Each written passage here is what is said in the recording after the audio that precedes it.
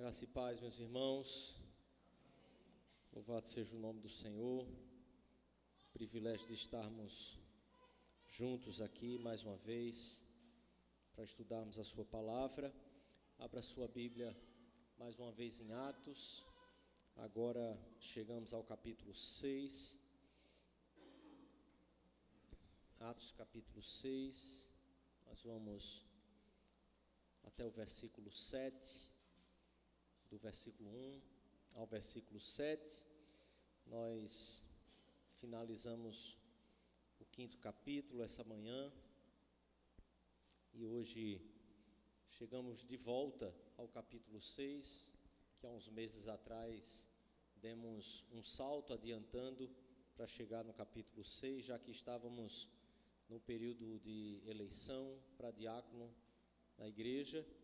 E eu quero então voltar com alguns outros aspectos desse texto para que a gente medite e que assim a palavra do Senhor nos conduza aqui essa noite e o seu Espírito aplique a sua palavra ao nosso coração. Vamos ler, volte os seus olhos ao texto, diz assim a palavra do Senhor. Ora, naqueles dias, multiplicando-se o número dos discípulos, houve murmuração dos helenistas contra os hebreus, porque as viúvas deles estavam sendo esquecidas na distribuição diária. Então, os 12 convocaram a comunidade dos discípulos e disseram: não é razoável que nós abandonemos a palavra de Deus para servir às mesas. Mas, irmãos, escolhei dentre vós 7 homens de boa reputação, cheios do Espírito e de sabedoria, aos quais encarregaremos deste serviço. E quanto a nós, nos consagraremos à oração e ao ministério da palavra. O parecer agradou a toda a comunidade e elegeram Estevão, homem cheio de fé e do Espírito Santo, Filipe, Prócoro, Nicanor, Timão, Pármenas e Nicolau, prosélito de Antioquia. Apresentaram-nos perante os apóstolos e estes, orando, lhes impuseram as mãos. Crescia a palavra do Senhor, a palavra de Deus, e em Jerusalém se multiplicava o número dos discípulos. Também muitíssimos sacerdotes obedeciam à fé. Assim Lucas conclui esse trecho, essa perícope, e após concluir, afirmando que os sacerdotes obedeciam à fé, ele então começa a narrar a história de Estevão, o papel que esse homem desenvolveu e a vida e a maneira como o Senhor o usou. Esse trecho seguinte nós vamos, no próximo sermão, se Deus permitir, entrar, mas eu queria então voltar aqui para esses 7 primeiros versículos e mais uma vez tratar aqui, concordando, por exemplo, com os intérpretes do texto, entendendo que Lucas declara aqui em que circunstâncias, com que finalidade e também por meio de que rito foram estabelecidos os primeiros diáconos, concordando que esse é o assunto central do texto. Eu quero pensar com você em algumas verdades, e para isso eu quero que você observe, volte seus olhos ao texto, para que possamos enxergar aqui algumas questões antes de aplicarmos essas verdades ao nosso coração. Observe que no versículo 1, há uma palavra aqui que é traduzida como distribuição diária. Essa mesma palavra é traduzida no versículo 3, no final do versículo, que quando Lucas chama de serviço, e essa mesma palavra é traduzida no versículo 4 como ministério da palavra. Então, a palavra de mesma raiz aparece aqui em distribuição diária. Então, em algumas versões você pode encontrar serviço diário. Também aparece no versículo 3 como aos quais encarregaremos deste serviço, a mesma raiz da palavra grega, que também é a mesma raiz quando os apóstolos dizem que nós nos encarregaremos, aliás, me perdoe, versículo 4, quanto a nós nos consagraremos à oração e ao ministério da palavra. A palavra também tem a mesma raiz grega, que também pode ser traduzida como o serviço da palavra. Nós vamos servir a palavra ao povo de Deus.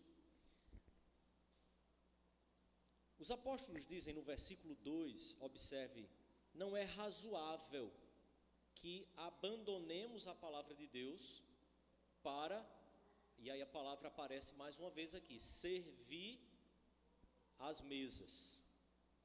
Quando nós lemos esse versículo separado, e muitas vezes é entendido como quando os apóstolos dizem, não é razoável que nós abandonemos a palavra de Deus para servir as mesas, nós colocamos aqui um juízo de valor, como se o ministério da palavra e o servir a mesa estivessem em posições diferentes, e o que os apóstolos estão dizendo é mais importante esse ministério do que este ministério.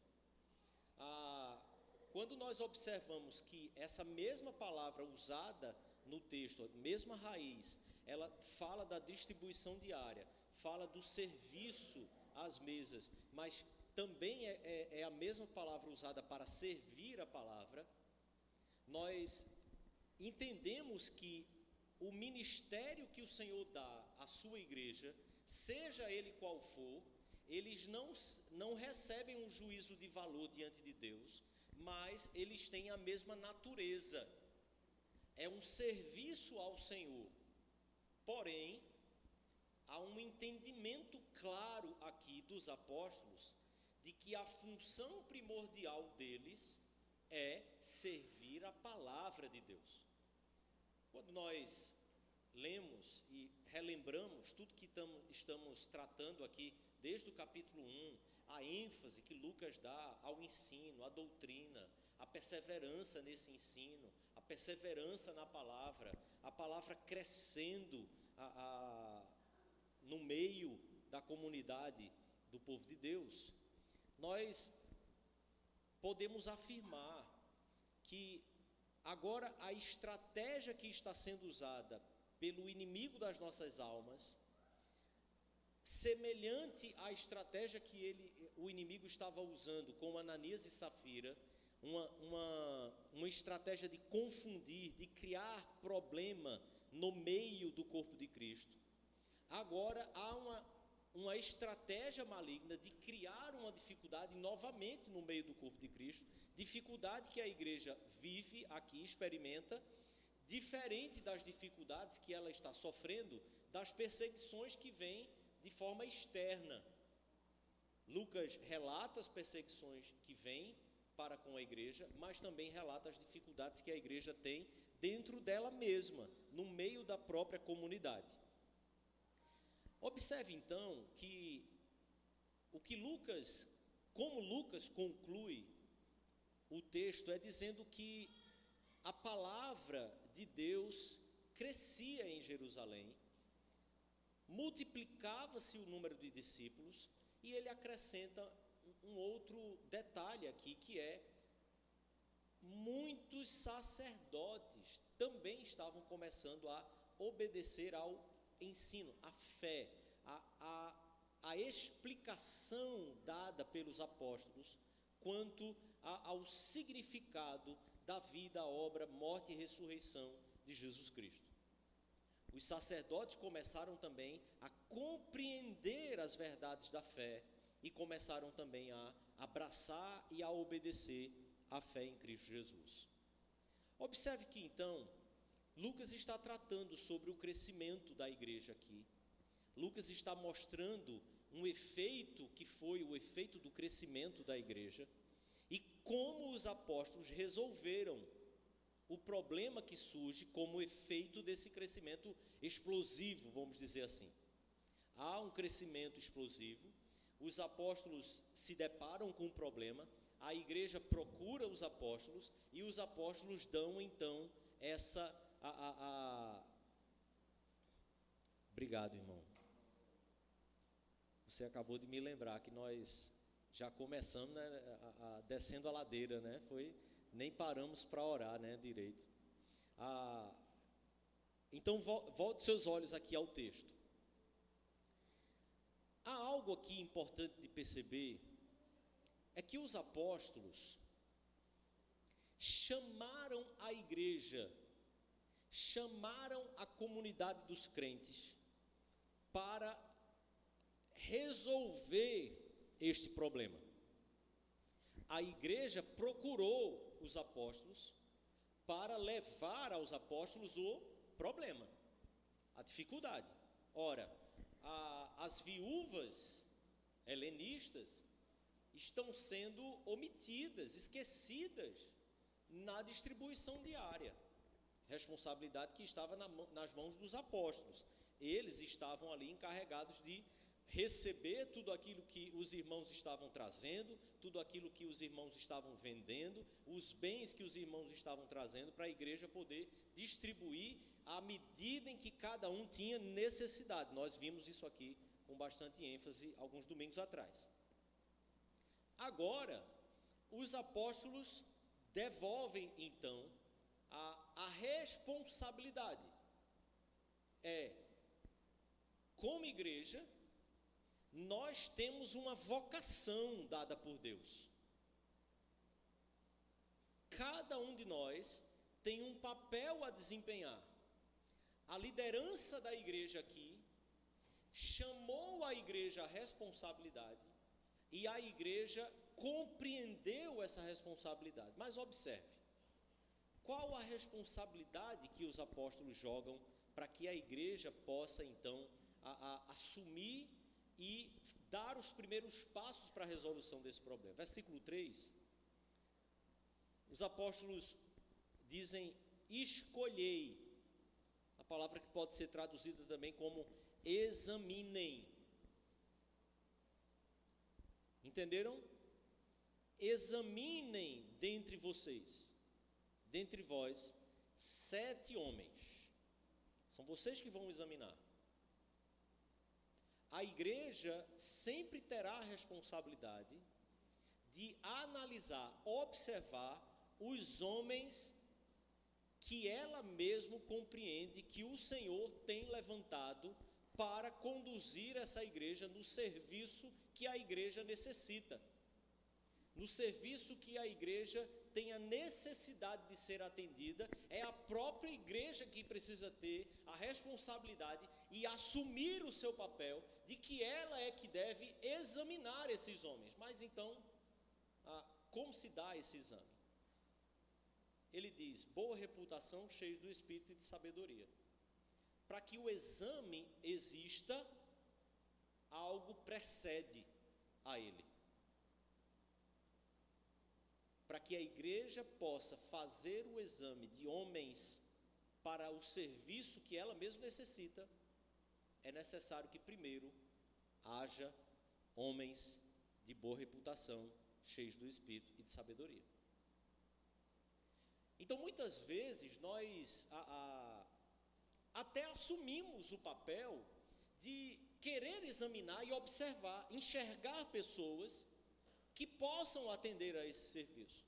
A pergunta que nós precisamos fazer na prática é: onde nossa geração, onde a igreja do nosso tempo tem assumido o seu papel em perseverar na doutrina, em perseverar no ensino, em perseverar na fidelidade à palavra, para que homens, e observe, eu digo isso porque o que nós temos visto até aqui, em cada capítulo, é que exatamente a igreja estava perseverando diariamente no ensino dos apóstolos, na palavra do Senhor, na doutrina da palavra do Senhor. A igreja caminhava nesta perseverança. A igreja que caminha com esta perseverança, com esta preocupação, é uma igreja que, quando ela necessita olhar para o lado, para enxergar quem serão as pessoas que vão assumir determinados ministérios, ela está capacitada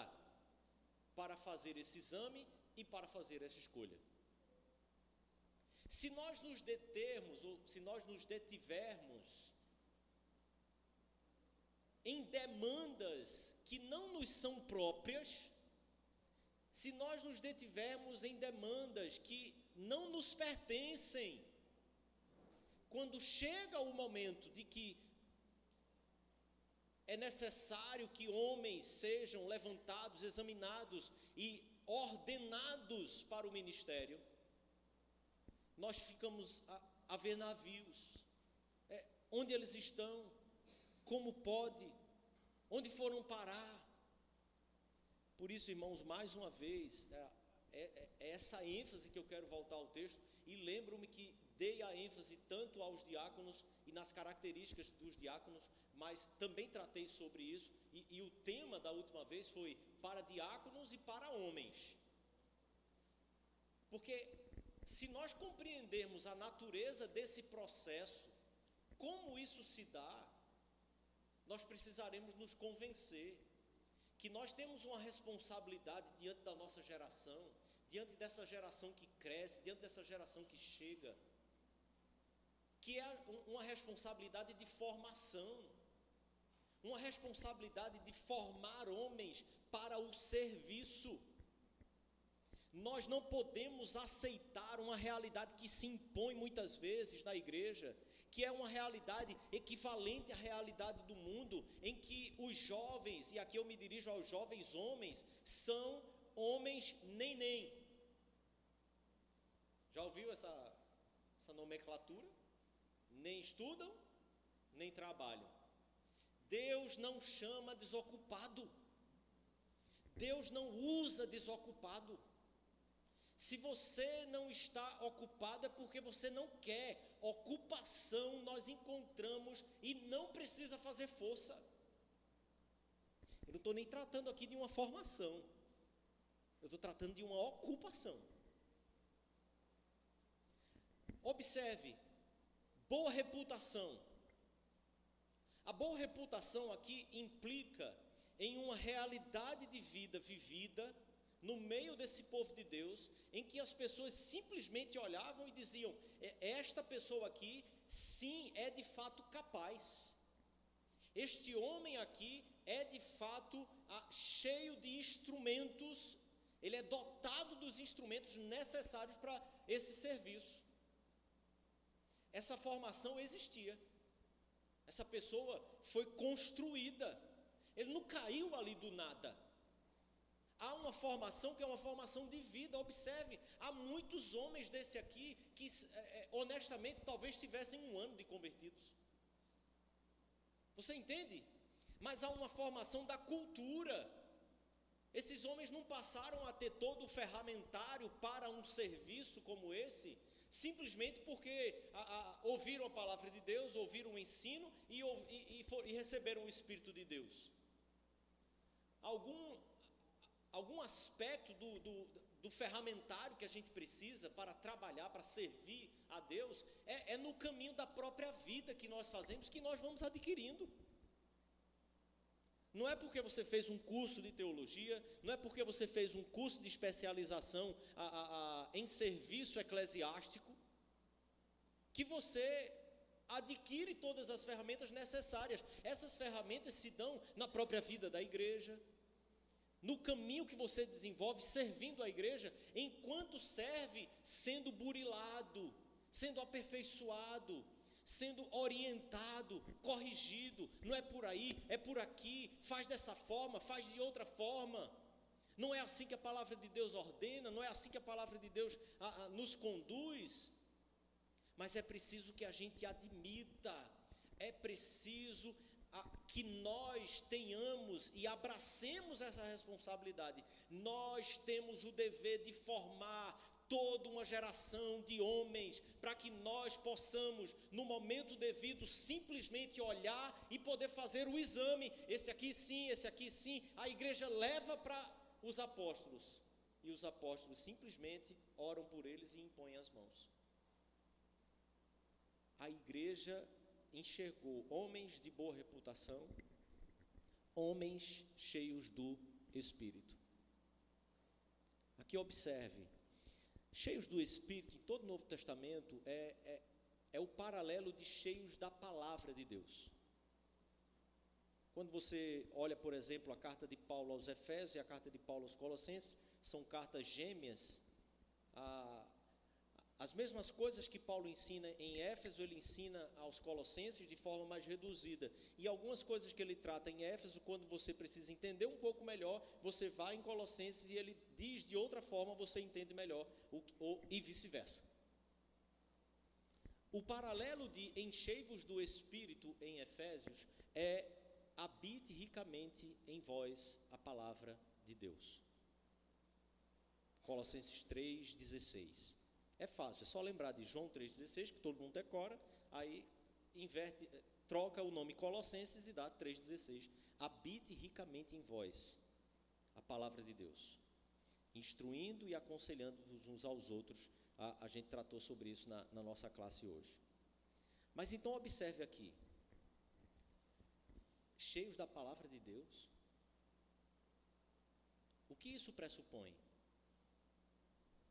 Conhecimento da palavra, estudo da palavra, entendimento dela, interpretação da palavra de Deus. Então há um outro pressuposto,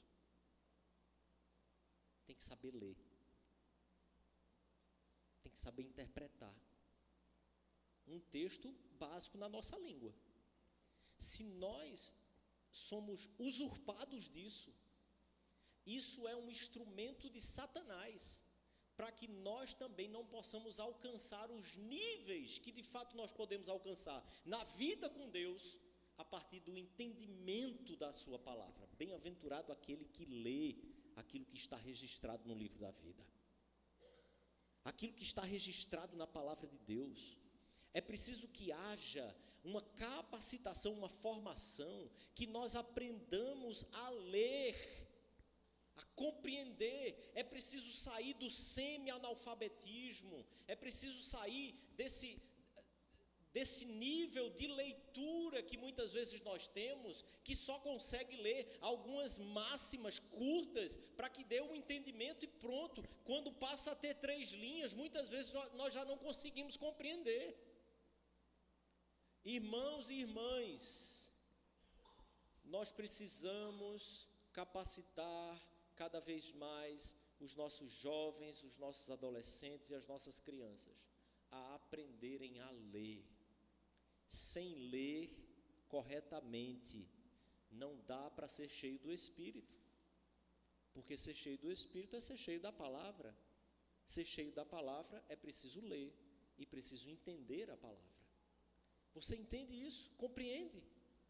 Observe, quando nós vivemos em uma sociedade em que a educação está sendo cada vez mais solapada, cada vez mais minada, você acha que isso é simplesmente por causa de um mau governo? Porque homens e mulheres que lideram o país simplesmente não se importam com os cidadãos? Meu querido, isso é uma necessidade que todo cristão tem e que precisa desenvolver a boa leitura e a boa interpretação, para que possa ser cheio do Espírito e assim possa servir ao Senhor quando o Senhor chamar. Mas também Lucas diz que o que os apóstolos colocaram como critério é que eles precisavam ser cheios de sabedoria. Sabedoria aqui, de forma simples, eu tenho o conhecimento da palavra, da revelação de Deus. como Deus quer, como Deus construiu as coisas para que elas fossem, e a realidade em que eu estou inserido. Sabedoria é a capacidade de pegar essas duas coisas e equalizá-las, equilibrá-las. A palavra de Deus aplicada à realidade da vida. Tudo que eu olho, cada situação, cada pessoa, cada questão, cada dificuldade, absolutamente tudo em minha vida, eu lido com essas coisas a partir do entendimento que eu tenho da palavra de Deus. A palavra de Deus, então, é que nos torna sábios. Esta palavra de Deus, então, precisa ser compreendida e vivida, aplicada à vida. É esse pacote que os apóstolos fazem aqui para que a igreja olhe para esses homens e diga, e os apóstolos dizem, são esses homens que nós encarregaremos deste serviço. A voz ativa aqui da ação dos apóstolos é para que seja enfatizado, estes homens serão escolhidos pela igreja para o serviço. Em outras palavras, numa análise mais imediata, quem vocaciona o crente é a igreja.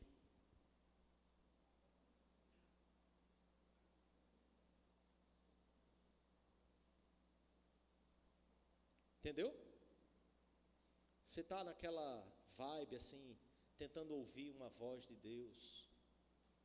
Senhor, me diz qual é a minha vocação.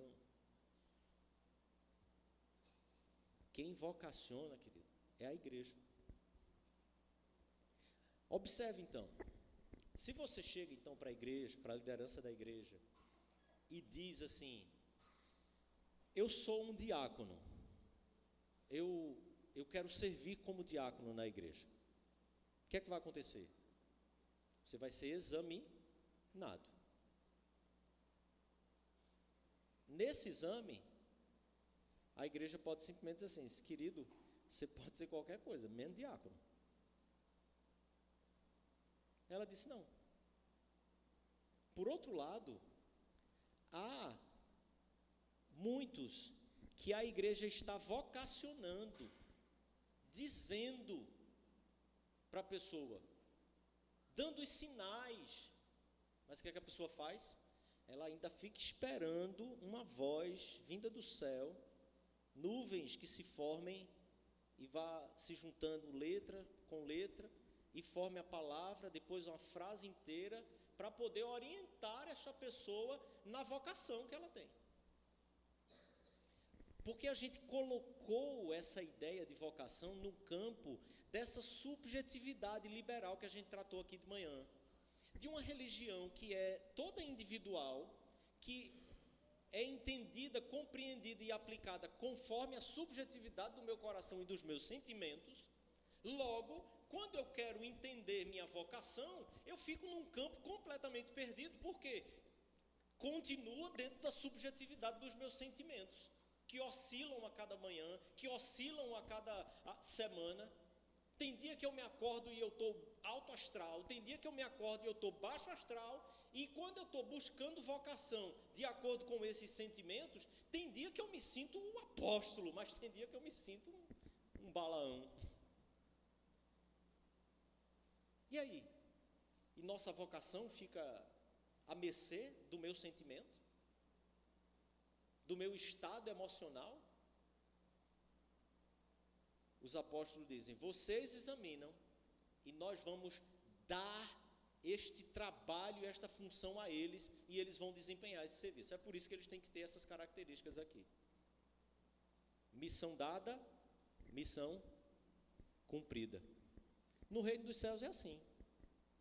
Não tem essa de missão dada, vamos agora à minha subjetividade. Deixa eu ver se eu sou capaz. Deixa eu ver se eu tenho estrutura para isso. Deixa eu ver se a minha agenda permite. É missão dada, missão cumprida, querido. Mas essa é uma realidade muito distante de nós, não é?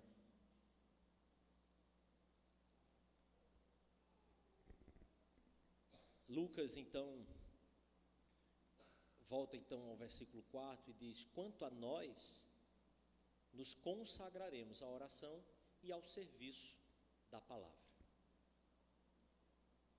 Uma estratégia maligna aqui teria sido alcançada se os apóstolos tivessem sido levados pela demanda, e conforme aquela demanda gritava para eles, inclusive em um erro que estava acontecendo, e observe, eles não negam o erro, a dificuldade que estava acontecendo, aquela alta demanda poderia fazer com que eles simplesmente fossem envolvidos por uma demanda excessiva de trabalho, porque a igreja cresceu, e nessa demanda excessiva, eles quererem tomar para si absolutamente tudo, entenderem que eles é que eram suficientes para toda aquela igreja, e que somente eles iriam fazer aquele trabalho. Ao contrário disso, eles entendem que não é razoável nós abandonemos a palavra de Deus. Não seria aceitável diante de Deus. É uma outra interpretação para essa palavra. Não é aceitável diante de Deus que a gente negocie aquilo para o qual Ele nos chamou, para sermos envolvidos por essa alta demanda. Existem homens que o Senhor levantou, formou, e eles é que vão servir a igreja nesse sentido. A lista então desses homens é uma lista dos galácticos, né? É um time assim extraordinário. Nós vamos ter a oportunidade, nós vamos avançar nos textos, se o Senhor nos permitir. Eles elegem Estevão, homem cheio de fé e do Espírito Santo, Filipe, Prócoro, Nicanor, Timão, Pármenas, Nicolau, prosélito de Antioquia. Falamos aqui na outra ocasião. A lista os comentaristas são unânimes em compreender que essa é uma lista de fato hierárquica nessa junta diaconal que foi eleita. E por isso Lucas narra Estevão primeiro, Filipe depois. E na própria narrativa, Lucas traz a história de Estevão, o testemunho de Estevão, e depois, imediatamente, a história de Filipe, o testemunho de Filipe, Filipe evangelizando o egípcio, e toda a consequência que vai se levando com a própria perseguição da igreja, o evangelho sendo anunciado às outras nações, seguindo exatamente, e nós também vamos chegar aí, mas seguindo exatamente como a promessa foi dada. Em Jerusalém, Judéia, Samaria, até os confins da terra, o movimento vai se dando exatamente dessa mesma forma. Esses homens, então, são apresentados aos apóstolos, eles oram e impõem as mãos sobre ele.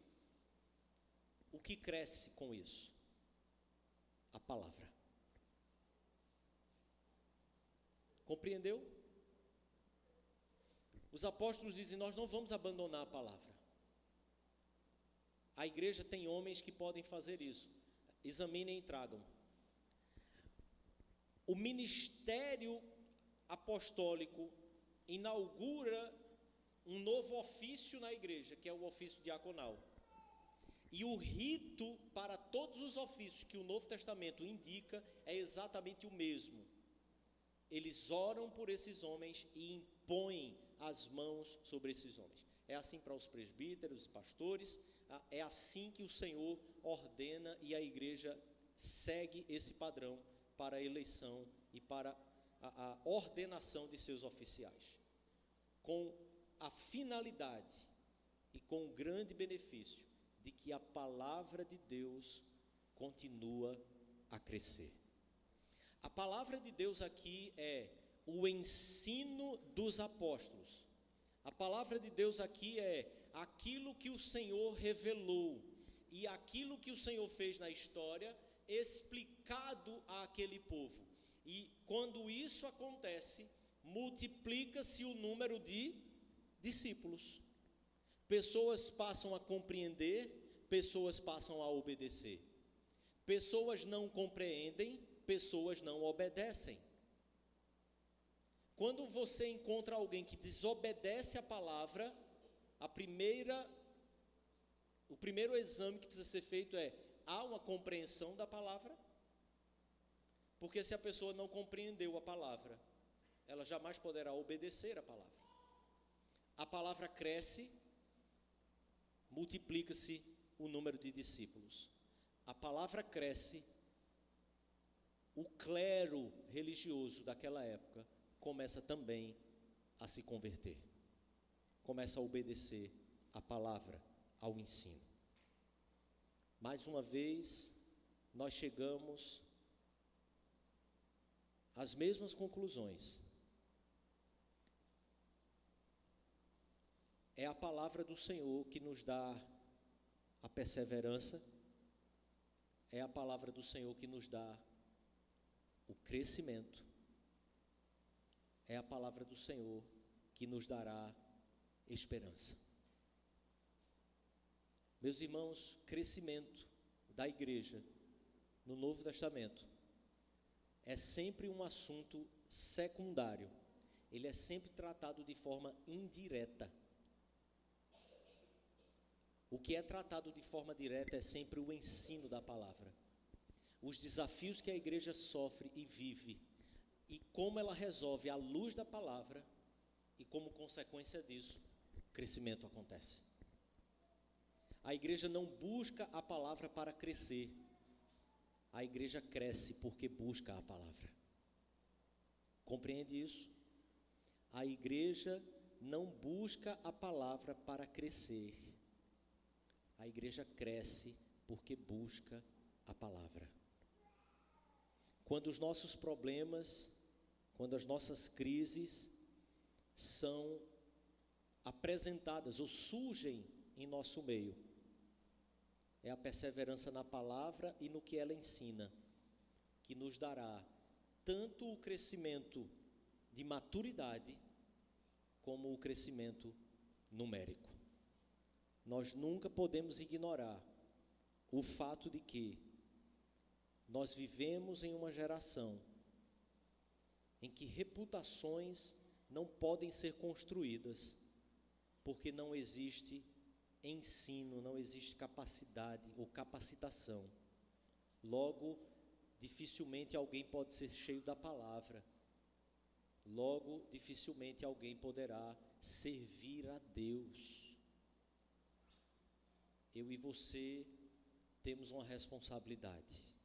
Como igreja, nós precisamos desejar voltar a ter homens cheios do Espírito, cheios de sabedoria, com boas reputações, mas para isso é preciso perseverar no ensino da palavra de Deus, para que os nossos problemas sejam resolvidos por ela, com o poder que ela tem, e então podermos desfrutar do crescimento genuíno dado pelo próprio Senhor e pelo poder da sua palavra.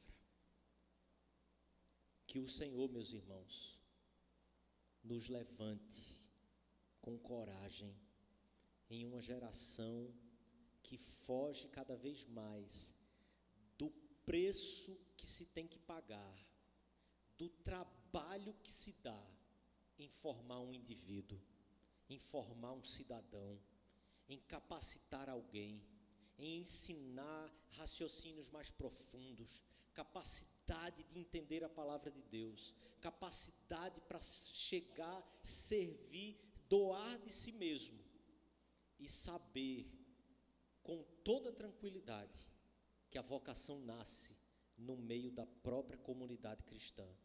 A vocação não vem de uma voz de anjo, de uma voz que veio de algum lugar. Você pode ouvir assovios, mas a voz de Deus você vai ouvir no meio da comunidade de Cristo. Amém?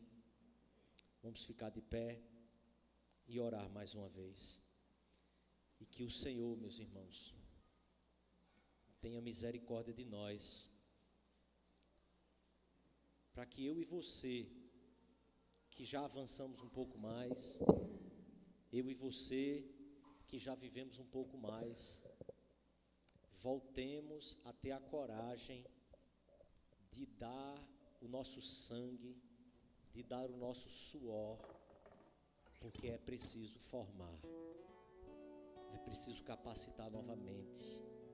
E muitas vezes o tempo vai passando, a gente vai se colocando naquele papel e naquela condição de: acho que eu já dei muito, acho que eu já fiz demais.